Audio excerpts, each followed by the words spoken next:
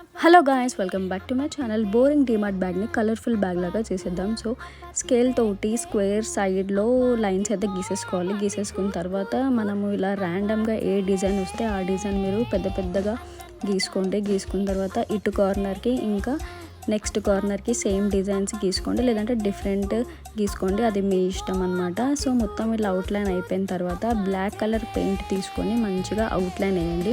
Outline వేసిన తర్వాత మంచిగా మీకు ఏ కలర్ కాంబినేషన్ అయితే మీకు ఇష్టం అవుతుందో ఆ కలర్స్ అనేది దాంట్లో ఫిల్ చేసుకోండి అనమాట. నేనైతే ఇక్కడ మామిడి పిందెలు ఇంకా ఇట్లా ఫ్లవర్ డిజైన్స్ జిగ్జాగ్ ప్యాటర్న్లో అయితే నేను వేస్తున్నాను. తర్వాత ఎల్లో కలర్ యూజ్ చేసినాను అనమాట.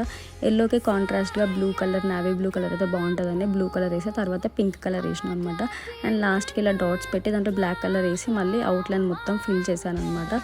సో ఇది అనమాట. So please like, share and subscribe to my channel Sumitha vlogs. Thank you for watching. Bye.